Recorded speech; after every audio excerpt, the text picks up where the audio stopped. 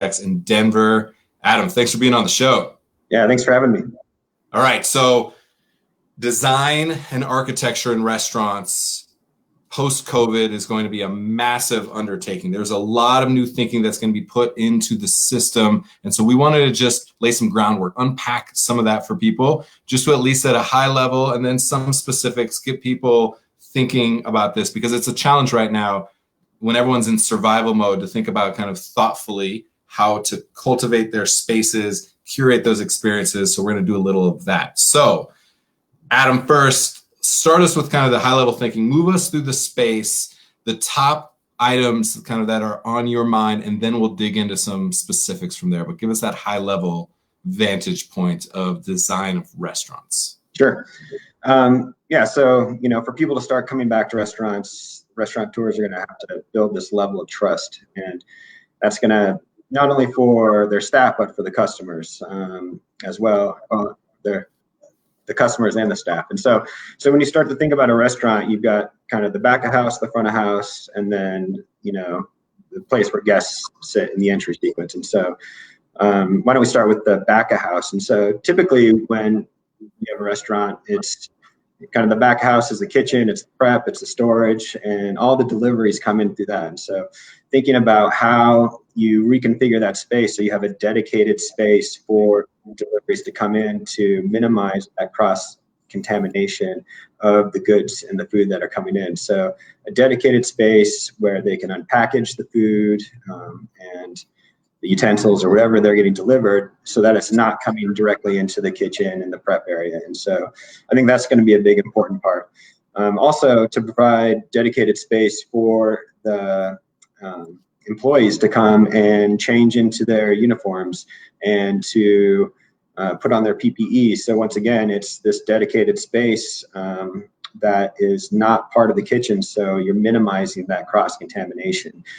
Providing locker storage that's cleaned daily after each shift, making sure that the uniforms are staying on premise and that they're getting washed daily. I think it's going to be a big thing as well. And so I think that's going to be a big, once again, it's trying to minimize the cross-contamination as they enter the facility. I think also that it's going to become common that as employees come to the space, their temperatures are taken, back of house employees and front of house employees, making sure that they're not running fevers before they start their shift. I think it's going to be an important thing as well. And so the back of house, supporting delivery activities to create this anti-chamber room so that it's not going into the kitchen, applying the PPE in a designated zone. I think any sort of fixed cooking equipment is going to have to be spaced differently so that you maintain kind of a 6-foot aisle or separation between people working back there. And then also minimizing contact between the front of house staff and the back house staff by whether it's, a service counter where they're picking up food, but they're not actually going back into the kitchen like they typically might now in certain restaurant areas. Adam, it's funny, culturally right now, you just said two things that are so polarizing. One is cooks are so used to rubbing elbows. I mean, there's a dance in the kitchen. So right away, I had a visceral reaction just now being like, oh, you can't dance in the kitchen with each other is going to be a challenge. On the flip side, then you said servers aren't allowed in the kitchen anymore. And that's something that the cooks are always harping on, the separation of front of house and back house. It's very funny, just culturally, we just dove into a whole chasm of the way that restaurants interact, which is going to be one of the challenges, not your responsibility, but the challenges of how design then potentially is shifting the way that we interact within the space from an operations standpoint is going to be huge. But it's funny how different the expectation will be and how it's going to pull us in a lot of directions. So keep going. So the kitchen space itself, creating very clear definition zones, expectations of mitigating cross-contamination, paramount for that. So then move us a little bit into the front of house. How do you think, again, generally, and we'll get into specifics, people, but generally the flow and the high level expectation you see out front? Yeah, so, the front of house staff, Once again, I think temperatures are going to be checked. I think that's going to be common. Designated staff restrooms should be used so that you prevent cross-contamination. Runners should deliver the food through a designated delivery doorway separate from the door servicing dirty dishes. Employees should maintain the appropriate 3-foot distance while passing tables with food. And, the managing of disposal according to the protocols of, getting rid of the food, I think is going to be important. But in terms of the guest perspective, I think you got to think about all the different touch points that a guest has as they enter a building. So rethinking about the entry sequence and the vestibule, and how do you start to integrate hand washing as a custom as you enter a restaurant, and it becomes the norm. Whether it's if the restaurant has a vestibule, do you put something in there and then something on the outside of the vestibule once you're in the restaurant? So, think about the door handle that they're touching, and then washing your hands, and then going to the hostess stand. The hostess brings them to a table and they sit at the table. I think you're not going to have any condiments on the table. The salt and pepper shakers are going to be, either in the back of the house where they're cleaned and then they're given to the table upon request, or you're going to have individual, packets or single serve items like that. I think the kitchen is going to be, you're going to see a lot more open kitchens in the future. That level of transparency is going to be something that people want to see. A lot more hand washing stations throughout the restaurant are going to be key. Once again, it's building this level of trust and that transparency, and making people feel comfortable in the space, even to the point of how the PPE that the staff wears, whether it's a branded face mask, it just shows that next level of care that the restaurant has taken, so that way the customer feels like they are taking the right precautions and they feel more comfortable in the space. So let's stick with the kitchen, because the open kitchen versus closed kitchen, I've seen arguments on both sides. The open kitchen creates the transparency. For me personally, I'll say that I love that as a chef, the way that it creates interaction in the space and also creates that trust and confidence. On the flip side, and I understand people talking about completely closed kitchens so that you can have, again, these very specific designated areas and the potential for more extreme or more robust, I should say, air purification systems in kitchens, and keeping that completely isolated from the airflow outside. So for you, you go towards the open kitchen. What are the arguments then potentially for the closed kitchen? Do you see the potential, as you talked about, separating the zones, outweighing the need for the transparency?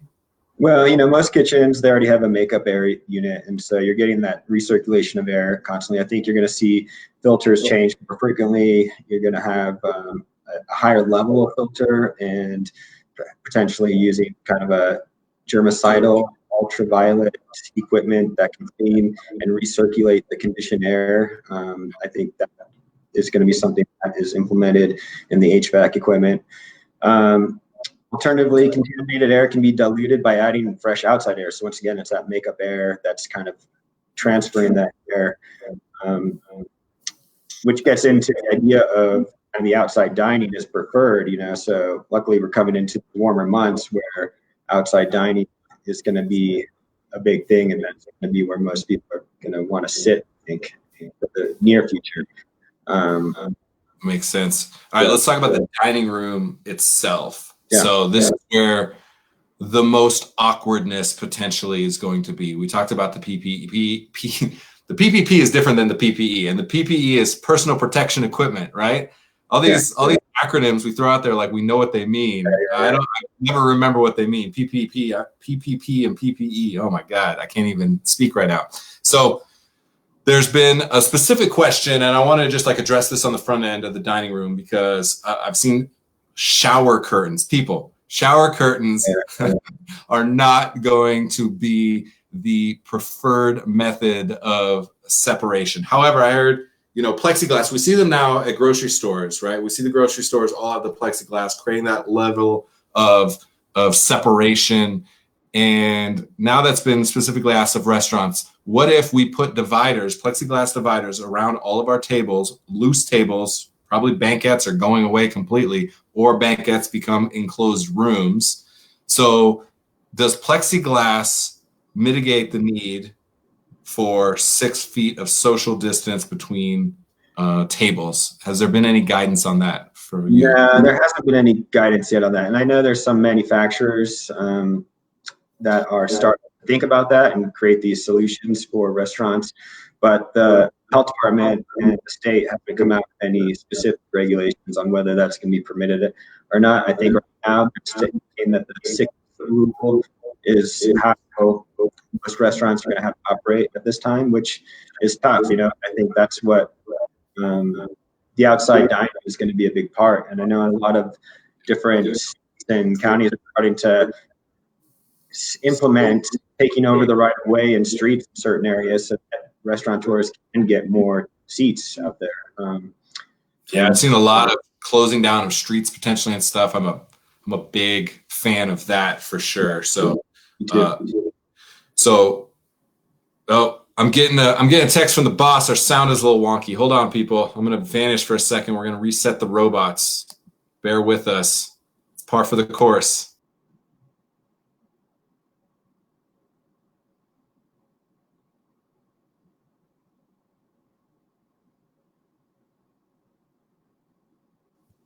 See, that's some of the awkwardness that people have in the dining room. Like, I don't know what to do. My server with the mask on just disappeared. So with that, with the physical space, we know we're hoping outside dining, interior dining, you're basically doubling the distance that current design has for the spacing within, which means that it's a challenge to be viable. So we know restaurants are also going to have to be more dynamic. I want to talk a little bit about pickup, delivery, things like that, because I know from a design aspect, that's going to be important. It's clumsy in a lot of restaurants right now that aren't built for that, with people walking in with DoorDash bags and standing near the bar awkwardly waiting for things like that. So we know that's already going to be happening. So I want to start with the potential for multiple entrances or pickup windows specifically cut right to the outside that people are never coming in the interior space, as well as the potential for cubbies. We've seen a lot of this, of pickup cubbies where people can pick up, or the deliveries can pick up where they have a specific designated area. It's potentially even coded where people can only get into it if they have a specific code. So not necessarily the technology, but from the design standpoint, how do you see those elements potentially playing out? Yeah, well, the to-go and the curbside pickup, that's going to stay. And so a lot of restaurants didn't necessarily have that in place before, but they're doing it now. And so they're going to have to start to rethink their spaces and how they can provide designated space for that. Because you go pick up a meal right now, and they're using the entire restaurant space as this kind of prep zone, and they're kind of taking up the whole space. And so once diners are allowed back in, how do they create efficient space to still maintain that area? And so right now what we're seeing is the bar space becoming that designated kind of pickup zone, because bar seating isn't necessarily going to work right now, just in terms of the social distancing that's required. And so does that become the designated space for that sort of outfit? But in the future, I think potentially you will see separate entrances, one for inside dining and one for pickup, and if the space allows for it. And once again, it's trying to minimize that cross-contamination and having people going to the space that they're meant to be at. We do, with Uber Eats and kind of DoorDash and all that stuff, we have already started to implement kind of cubbies at the hostess stand for certain restaurants, where that food is up front. The person going in knows where it is, and it's kind of tagged with whoever it is. But I don't necessarily think the individual lockers is going to come into play unless it's something like a ghost kitchen, where it's kind of the culinary kitchens in a large area. There's no in-person dining, but a restaurant chef can create a concept and have his food available online, and then someone comes and goes to the cubby and picks it up and goes like that. But I don't necessarily see that really happening in an actual dining in setting. Just once again, it's people go out to dine for the most part. It's the theater of dining. It's the theatrical experience of it, right? And so I think, how do you maintain that experience in this new world that we're going to be living in, with restaurants. And so I think a lot of it is going to have to delve into really curating the experience and having what is called kind of this escapist design, and providing these surreal and special experiences for the diner to entice them to come to your restaurant, because otherwise they could just order the food and pick it up or have someone deliver it to them. And so you really want to curate an experience for people to come to your restaurant. And so, I don't want to be dining next to a shower curtain. That sounds like the worst thing ever. But I did see that article the other day too. I think they were like really cheap shower curtains, some Norman Bates shower curtains. They're really bad. It was weird, yeah.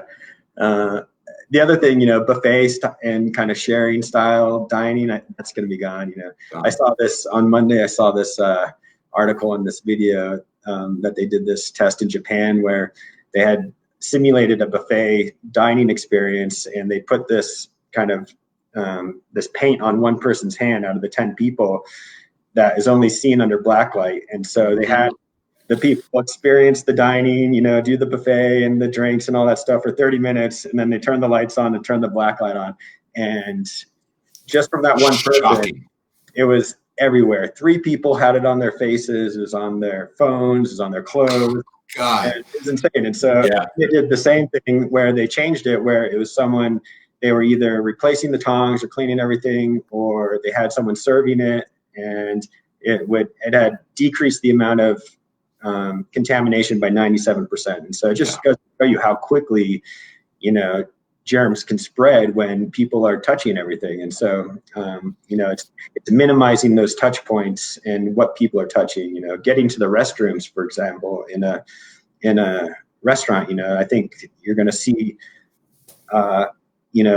the touchless restrooms. The technology is there. You're not going to be touching faucets. You're not going to be touching things. Even the doors to the restrooms, the main doors, I think, are going to be gone. So the layout of restrooms are going to change, similar to how they have at sporting arenas, where you kind of circulate around the sight lines, but then you just have doors on the individual cubicles that people go into. But even those, are going to be open and closed, by your foot, or there's going to be ways to minimize the amount of touching that happens in public places now, I think.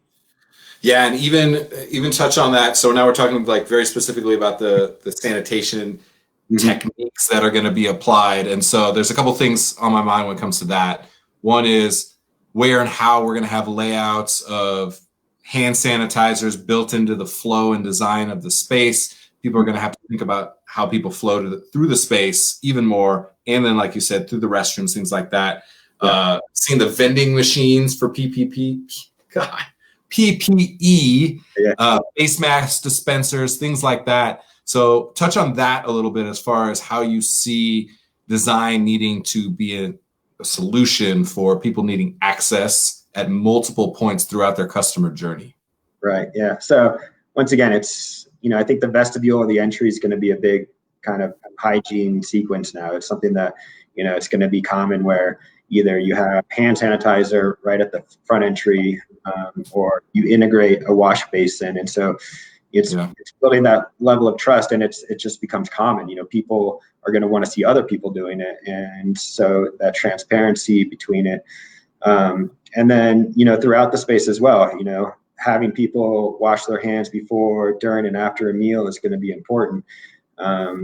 In terms of the face masks, I've seen scenarios where I think in Hong Kong where restaurants are giving you little bags to put your own personal face mask in, so that you're not having to set it directly on the table while you're dining. And so I haven't heard much about kind of a vending machine for that, but I have heard that, specific restaurants are going to have PPE face masks and stuff for guests as they come in, clean ones that they could give to if they don't have them. And so, as kind of, and that kind of work as a marketing tool too, if you're smart about it. And you're branded. Yeah, exactly. And so, I do think that it's, people are going to want to feel like they're in this open environment, this open, clean environment. And I think you're also going to see a lot more of dining spaces be a lot more intimate, so that you're kind of not so much surrounded by a lot of people that you don't know, but you have space and you're dining just intimately with your group of individuals. And so flexibility is going to be really key in terms of how you start to design a restaurant space, so that you can move things to give people their own special spaces within the environment as well. Once again, dining is this theatrical experience. It's a place to see and be seen. So you don't want to have everything closed off in these own, like your own separate nooks. You still want to feel part of the space, but at the same time, it's going to be a lot more intimate, I think, in the future. So a couple of things are going to happen. One is line of sight is going to be very important. People need to walk into a place and very quickly be able to assess their confidence in that place. The open kitchen, the line of sights to the server station, where they're polishing silverware, all those things that we hide a little bit just to not be cumbersome in the interaction with the guest. Yet I think that that's going to be the expectation. Yeah. Then also to make the space modular. So I've joked about the booths kind of going away, or potentially those creating a space that's a little bit more your own space. But we think about, turning a 4-top into an 8-top, and we push tables together. Yeah. You're thinking that the space will need to be intimate in a way that you're closing off the space itself in a different way, not necessarily modular and just changing the size of the tables, which is the current norm in restaurants. Yeah, I think instead of having a larger space where you have, a long banquette, a 50-foot long banquette where you are pushing those tables together, I think you might start to think about how you break up the individual spaces and create more intimate pockets of spaces within the restaurant. So that way you can, not only it divides the space up some, and you feel like you're not kind of in this big, cafeteria hall or this big space, but that intimacy and that feeling of being kind of in your own zone with people that you know and trust, or a smaller amount of people that, are around you versus a bigger group of people, I think is going to be probably the norm that we start to see. And once again, let's maybe think outside of restaurants then. Right when you were saying that, I was like, so what do food halls do? Because food halls have become all the rage. And I was talking today about one of the food halls here in Denver, and that's going to be a huge challenge, because that big open expansive space where you get to see all the different outlets and kiosks and all that are kind of part of the allure. Right. How do you see that playing out? I don't know. That's a good question.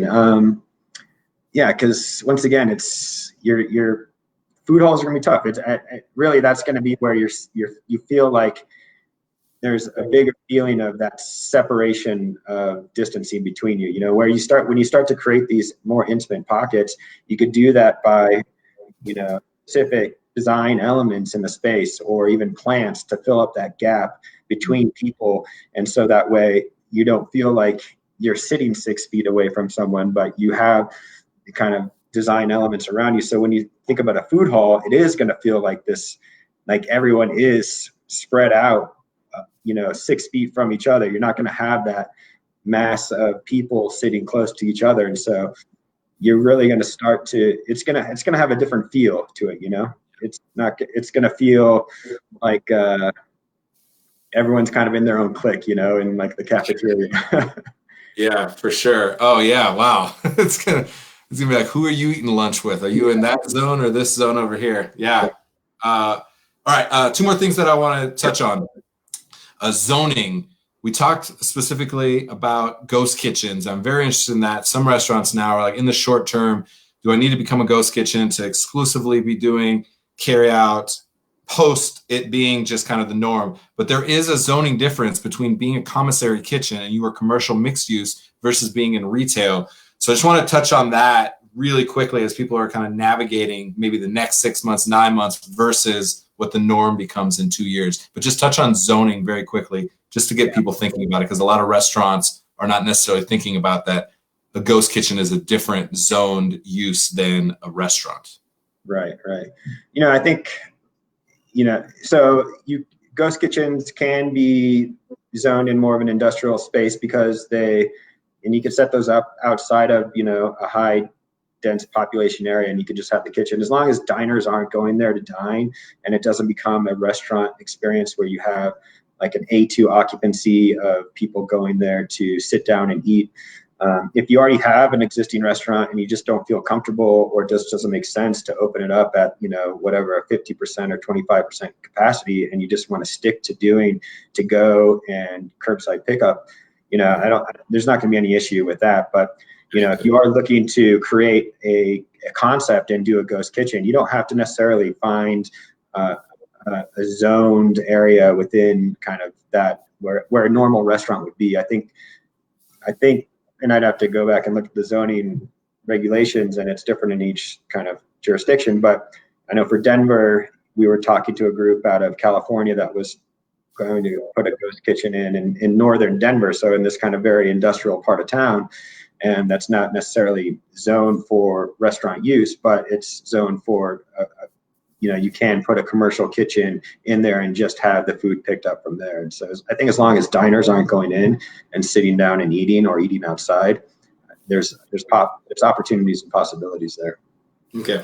One other thing that kept coming up was materials themselves. So wood, a lot of wood in restaurants. I was talking about the modular, moving around your four tops, those and the chairs, wood. Wood is not good as far as the material goes to be antimicrobial. There's a lot of crevices in there. And so materials, talk about coatings, talk about the surfaces themselves as an expectation of the potential to have them be as safe and sanitary as possible. Sure. So, wood as a surface and something that is being touched on is probably not ideal, not treated right if it's not sealed correctly. But if you have, wood paneling, wood also does clean the air. Historically, cedar and spruce, German and Austrian pubs historically all were paneled with wood to clean the air, and so it acts as this natural air filter. And same with plants. Plants also help filter the air as well. And so, I think having those in the space is still fine, but when you start to think about surfaces where things are prepared on, food is set out on, I think you have to take into account the antimicrobial aspects of it. And so there are a lot of materials out on the market today that do have these properties that, a lot of architects and designers do start to specify for their projects, but oftentimes are value engineered out just because of cost. And I think that's going to become the opposite now. I think restaurants are going to want to make sure that they are putting in those higher level of materials in the space.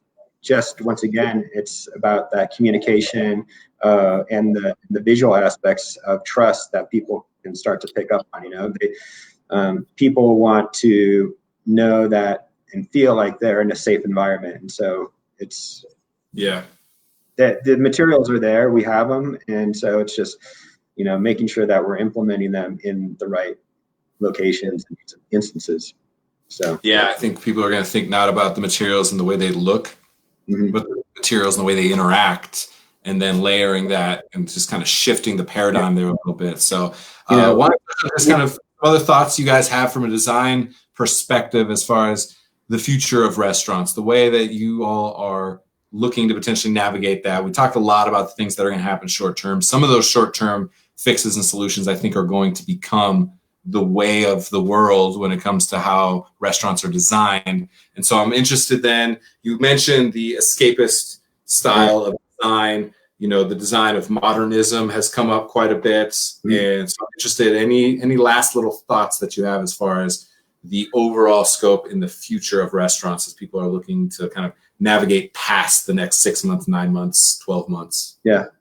Well, I think it's about creating a meaningful experience and having the focus be on the community and both the people and the place, and really creating this story with your concept. And so, people want to, trust is a big thing, and making sure that, they communicate the feeling of safety. But, how do you get people to come to your space, if they're still feeling tentative? And so it's making sure that the space feels clean and safe, but it's also giving people an experience and a reason why they should come, and have that experience. And so it's that meaningful design, and it's curating the design to tailor to what the location of the place, the concept of the restaurant, and then really the story that the owner wants to tell with the space. And so really it's going to be this curated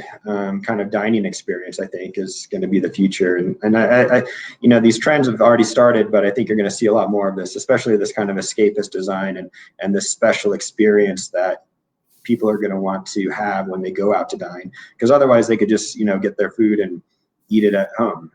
And that's going to be that's going to stay too, so it's going to be this combination of both, and you're going to have different levels of it. You're going to have fine dining levels, and you're going to have kind of the quick serve, fast casual dining. But, in order for people to come into your space and feel like it's a safe space, there's got to be that transparency and that feeling of cleanliness, and that the feeling of the staff, that they care, and taking care of your staff and making sure that they feel like it's a safe place as well. That's a big important part of it as well. So, yeah. And here's the last takeaway for me in speaking with you specifically is the relationship between architect, between designers, and between restaurateurs and the leadership teams in restaurants who are a part of the design and development process.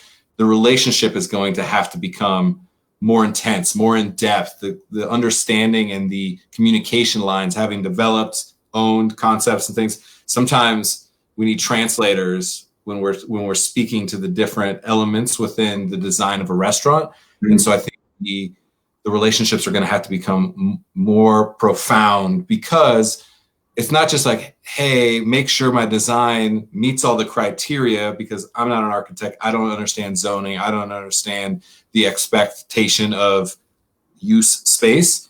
However, just making my space look cool is no longer going to be the thing. It's like the form and function is going to have to be so thoughtful in a way that, honestly, we in the restaurant industry haven't had to, or been pushed to, or expected to think about. It's like, get really cool, make it an experience for people, get the most butts and seats as possible, and then we figure out the rest once we go. So that for me is going to be important, the relationships that we have, because you're not just pushing a design element on us. You're trying to make sure that we have the opportunity to succeed in kind of a new landscape for restaurants. So I hope everyone listening that's in the restaurant business, which is everybody, make sure, speak to your architect. All right. Yeah, we can help you.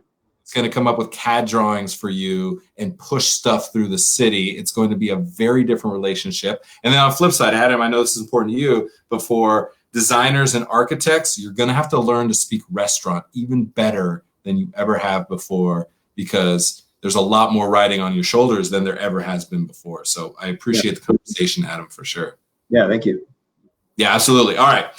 And I'm sure you and I are going to talk a lot more over the months as more and more people hit us up. But definitely, Adam is an amazing resource at Roth Shepard. So open up a line of communication. You're going to have to start to speak architect if you're in a restaurant, because it's going to be a very different expectation, and design is going to become even more critical. All right, Adam, I appreciate you. Have a great day. Yeah, thanks, Jensen. See you. Cheers. So much to unpack, just in 30 minutes to kind of touch on some high level things. The couple big takeaways: trust and confidence is going to be paramount. There's going to be a level of expectation of transparency like there never has been before in restaurants. I personally love it. I am a huge fan of as much transparency as possible. If you are not willing to bring a guest into the guts, into the back of house, into whatever hidden conclaves you have within your restaurant to show them how the sausage is made, you probably should not be making the sausage that way. I've always felt that way.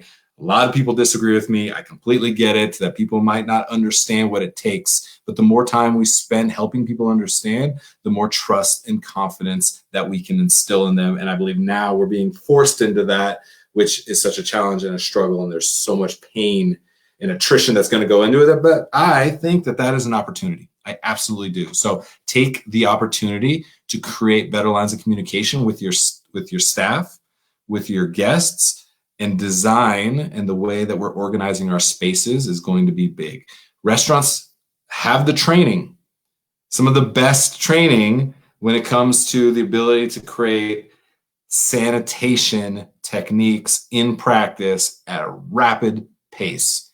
Yet, and be honest, yet so many restaurants just call it in far too often. Wearing gloves for 45 minutes as you do 7 different things is not a proper sanitation technique. So I want people to be aware of that.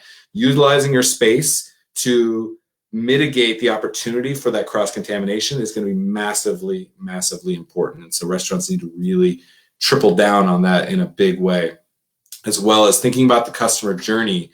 The guest journey is going to be really important. You know, the example of the paint on the hand going through the whole space and it just ends up everywhere. There's 2 things. One, we're going to have to be really, really strong when it comes to the restaurant side. Yet how do we get the guests to interact in a way that also mitigates risk? That's a challenge, to be able to, you know, force or ask a guest to do something that they don't want to do has always been a challenge. It's going to be even more of a challenge. So the way that you communicate that and hold that expectation is going to be very, very important for restaurants kind of throughout this journey. So we'll talk more about the way that people are going to interact with space, I'm sure, over the next weeks and months. But I definitely wanted Adam on to kind of talk at a high level from a design standpoint. So, all right, 25 minutes, tune back in, 1 p.m. Mountain Time. I'm not going to lie. I am fanboying out a little bit over here. Farmer Lee Jones is going to be on, like, absolute legend. I'm going to tell some stories. We're going to talk a little bit about just my personal experience, how it had a profound impact on me, what he's done, the chef's garden. We're going to see the blue overalls and the red bow tie. So tune back in for that. All right, everyone. Cheers.